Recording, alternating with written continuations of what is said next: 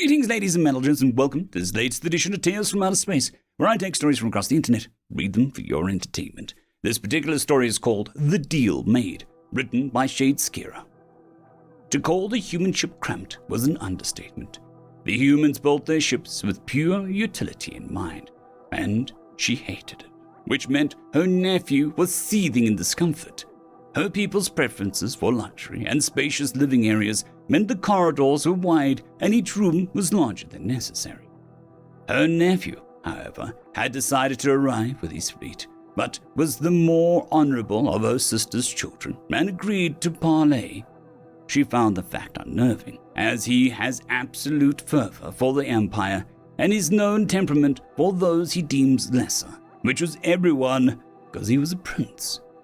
Meeting these primates was also different, not in their design, but in their mannerisms. They acted with confidence and control, and every action was done with precision and efficiency. Nothing like a primitive thralls her empire raised in the past. This whole situation still felt completely in their control. With her nephew's fleet, the primates were outnumbered and outgunned, but still, this meeting on one of their frigates, in the dead space between both forces, felt like a trap. Veldstream, remember, they have threatened to destroy the throne world, she whispered to her nephew, feeling like they were still watched, even in the empty briefing room. Her nephew looks at her with a small note of disdain. Relax, auntie. They are skilled, and their ship is impressive, if not claustrophobic. But I have yet to see any tech levels superior to the Lynsk thralls. You don't believe their threats? She asked, confused. Of course not. What battle thrall race would stay their hand? Her nephew says back.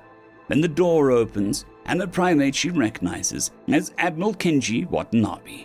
The leader of the human fleet walks in and speaks with an unhappy tone. Humanity is not in the habit of killing civilians. Prince Veldstream Voljalmon Kazmaz. I must say that I am unsurprised and unhappy that our request for an envoy to come alone was ignored. But here you are, nevertheless. The human gestured to the chair. Sit, and we'll get this over with. She shifted in the chair beside her nephew. Its design was made with knowledge of her people's anatomy in mind, as there was room for a tail to rest comfortably. Her eyes studied this Kenji up close, and she could see the subracial divides the file on them spoke of. He was a bit shorter than the other humans she saw while being escorted to the briefing room, and his eyes were a bit thinner, if that was possible. But the thing that Hales didn't show was how defined his muscle mass was. Despite the uniform and flight suit under it, she could see toned muscularity of a warrior. So, in terms you wanted, you asked for a 300 light-year bubble around the Earth of yours, and for us to agree to a 1,000 Earth years of peace and non-aggression treaty. Her nephew spoke slowly, entering the negotiation styling of her empire. Deals are made slowly, and with carefully made small moves to poke and push your position. That is non-negotiable, Kenji said with a harsh tone, his eyes watching her nephew like a predator stalking its prey, something that sent a chill down her spine. I'm afraid it must be. See, we have 5 Nephew stuttered, but was cut off. 5 worlds with seeded races. The Trix, the Kale, the Power, and the Koal, and the Cool. We know, and we will be taking stewardship of them too, as part of the light years bubble, Kenji said, his hands resting on the table, fingers interlaced. Her eyes snapped to her nephew as she heard his low growl. He doesn't like being cut off or being told things like it's not an option to be changed. Careful, primate. We can always go back to shooting each other, her nephew said with a note of malice in his tone. The name is Kenji, and if you are going to sit there and try and make this deal more favorable for your empire, you are sorely mistaken, Kenji says quickly, his eyes narrowing a bit as he glares at the Imperial Prince. I have given the orders to destroy this ship with the press of a button and launch an antimatter bomb to the core of your throne world star. And before you ask, it's amazing how far you can push an FTL device when you disable the safety features, he says again, with that cold and calculated tone he made this threat with before. Madman! Her nephew roared, jumping to his feet. You would doom your space sector too. No, because we aren't launching from inside the disk of our galaxy.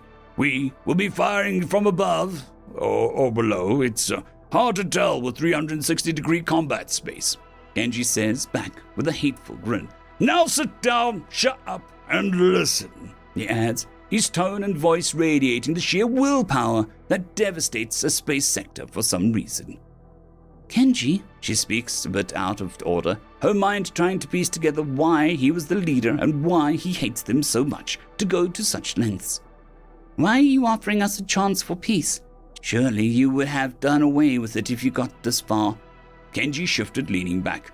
My family was from Tokyo, he said, but added as they seemed confused. Tokyo was the name of the city the first of your kind raised on Earth when he came to collect us. He saw that our world was in a state of peace and harmony, which was unacceptable to him. He launched an indiscriminate attack on our most prosperous and peaceful city to try and humble us. My whole family died because of him and your empire's stupidity and arrogance, his tone cold and firm. Despite the overwhelming support to simply annihilate you from the galaxy, my leaders wanted to try diplomacy one last time. So, you are following orders? Her nephew asked slowly, a note of confusion and injury in his tone, upset to actually be talking to a soldier following another's direction. My orders are vague and loose on this matter. I'm letting this play out, because I want to see if my late brother was right in thinking that we could be friends, Kenji said back. Besides, your ships are a joke, and your war doctrine as well. I wouldn't even bother with fighting even a small war with it. I see, her nephew said, before standing up. I don't think I can sit here and let insults and threats go unanswered. This negotiation is over, and it's clear that there is no topic that you're willing to compromise on. Wait, no, she says, watching her nephew leave the room. Her eyes turned to Kenji. Please, just give me a day or two to talk with him. He's young, prideful. It's okay. He isn't the person that can accept this deal. He's just the figurehead of these talks, Kenji said, his eyes locked on hers. She felt a bit uncomfortable with this assertion.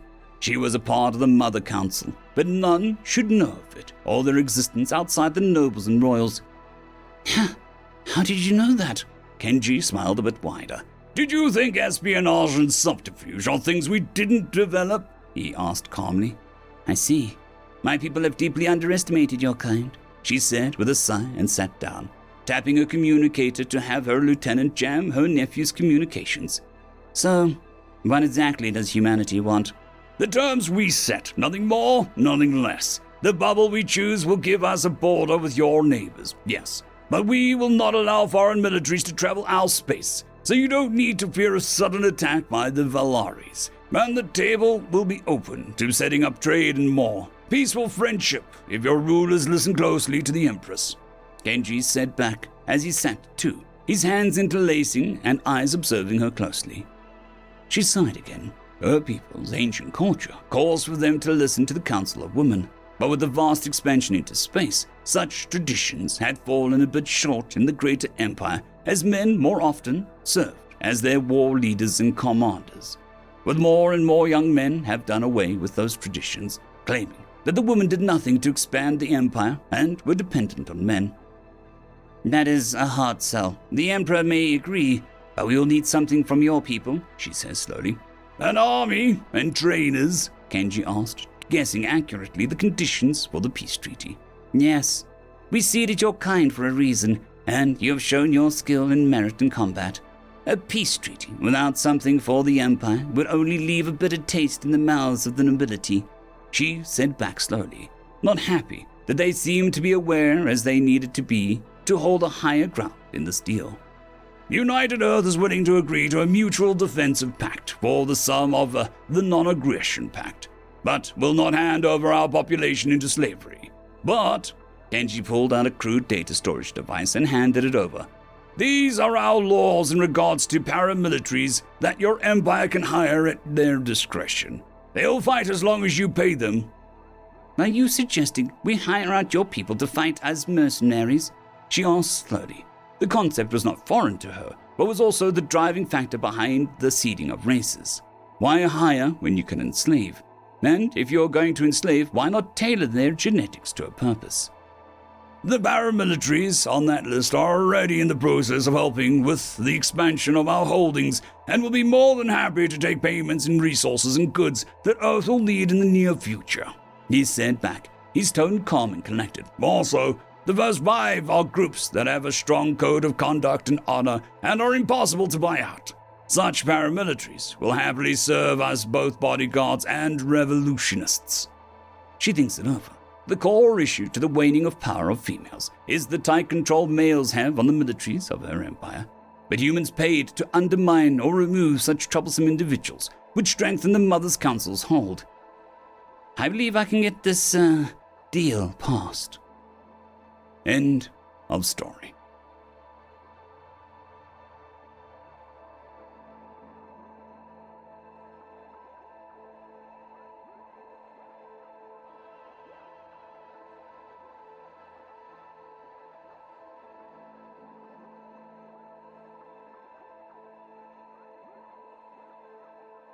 I would just quickly like to thank the T5 peeps: Dragon Soup, Cold War Boomerwaffen, Severin Cerberus, Red Panda 121, Leslie 517, Bushmaster 177, Caspar Arnholtz, Cam Maxwell, Sans the Skeleton, Lightjock, Dragzoon WRE, and Lord Azrakal.